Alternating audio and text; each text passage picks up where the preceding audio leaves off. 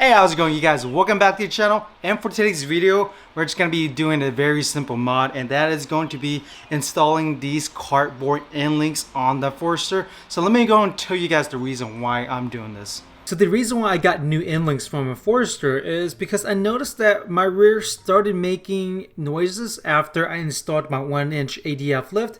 So go ahead and take a listen here.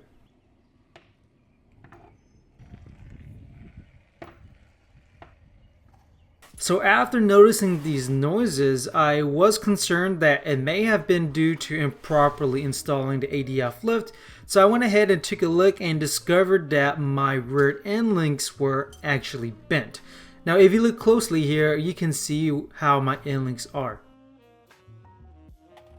So here's the back for the Kartboy Endlinks. Let's go ahead and see what's provided. Here's the Kartboy sticker, the end links themselves, and some nuts and bolts. The bolts are 10.9 grade. Now to get started with this job, I did use a variety of tools. For this in particular, I used a 14mm, 15mm, and a 17mm wrench. If you have OEM end links, you may need a 6mm Allen wrench. A pass-through socket may be helpful as well. You will also need your typical ratchet, torque wrench, impact driver, and an assorted set of long and short sockets. You can see on my screen on what exactly I use.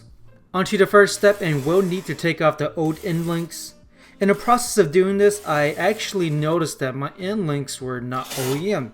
I knew this because they did not have the 6mm Allen hole that the OEM end links had, and because of this, I had to use a 14mm wrench to get these out. So let's go ahead and take a look at the end links, and you can definitely see how busted this one is. Definitely explains all the noise from earlier. Now it's time to take off the other one. And now let's compare the two. Definitely not as bad as the first one. Now let's compare with the Kartboy Endlinks. You can definitely see the difference in build quality here. Let's compare the distance between the ball joints, and it's looking like 2 3/4 versus 3 inches. Now let's go ahead and start putting everything back together, starting with adding some Loctite onto the bolts. For this install, I had to install them differently due to clearance issues. Take a look at the clearance here. If I installed it the other way, my endlinks would not make that clearance. And after reviewing the forums, I'm actually not sure if there's anything bad about installing them this way, but let me know if you guys have different opinions down below. Now it's time to tighten them up and tighten them down to 45 foot-pounds. So that's it for this video. Let's go ahead and see the before and after.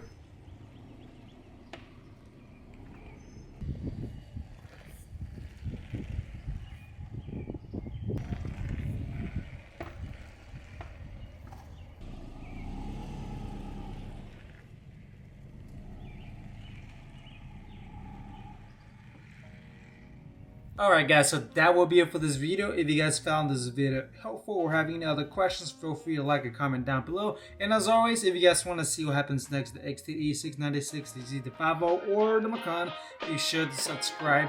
And I'll see you guys next time. Peace.